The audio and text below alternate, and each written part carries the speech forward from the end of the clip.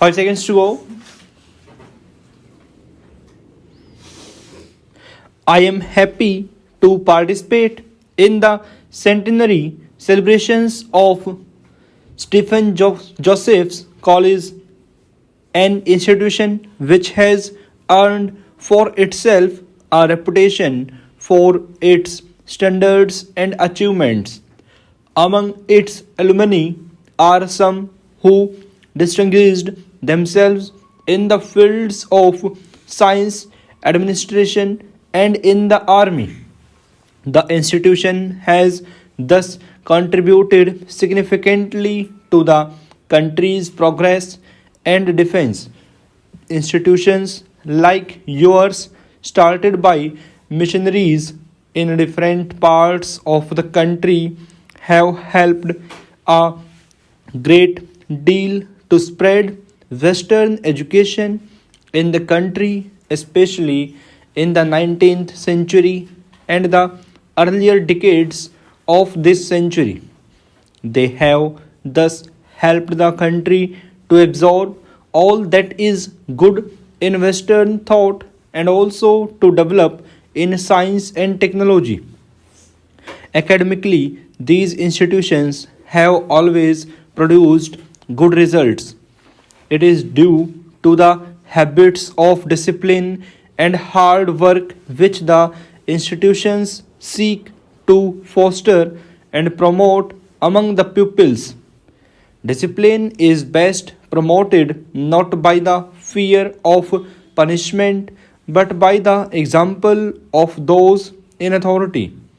The founders of these institutions and those in charge of them belong to organizations which demand of their members discipline and dedicated hard work, qualities which they in turn seek of promote among their pupils.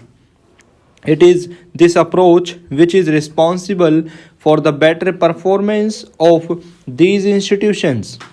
During the past 2 or 3 decades, there has been a large increase in the number of institutions offering higher education. Extensive and widespread facilities have already been created, and the main effort now should be to put them to the maximum possible use. Institutions which have low enrollment and inadequate facilities have come up in certain places.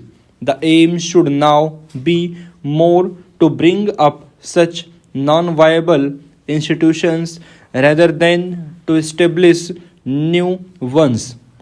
At the same time, the needs of first generation learners, particularly those belonging to socially and economically backward sections for whom higher education provides an opportunity to improve their social and economic status, have to be taken care of so as to enable them to take advantage of employment opportunities.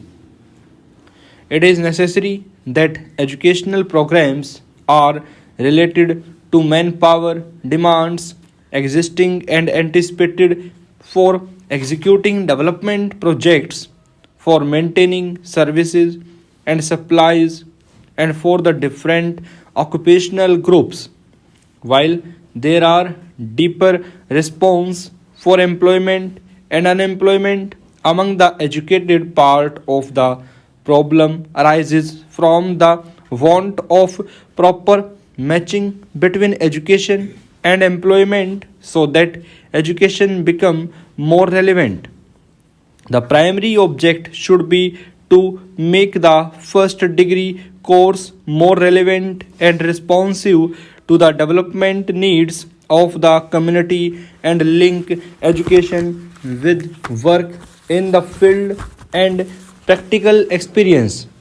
In a competitive environment in which satisfaction of one's material needs is the primary consideration, education cannot but be related to the imparting of enough skill and knowledge for eking out one's livelihood.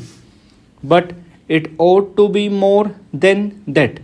It should aim at more than mere transmission of a body of settled knowledge. It should endeavor to promote the scientific habit of mind. An ignorant person is prone to form hasty opinions and hold on to them doggedly. The scientist, on the other hand, is slow to believe, and he believes only to the extent it is based on evidence. He is aware of the tentative nature of his opinion and the possibility of having to change his belief if fresh evidence warrants it. The development of such a scientific attitude of mind should be the goal of education. Today, with powerful mass media constantly pouring forth propaganda for commercial, political, and other ends, a citizen needs more than ever to develop a capacity for sifting facts and evidence and to think objectively. It should be the aim of education to develop such capacity. The 5 year plans envisages that institutions of higher learning would be encouraged and enabled to involve themselves in the development activities of the community and provide support through extension services of students and of faculties.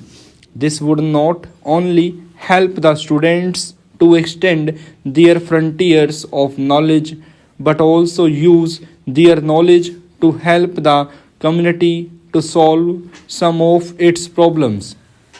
Education is a process that never ends. One learns all one's life. The sources of knowledge are also countless.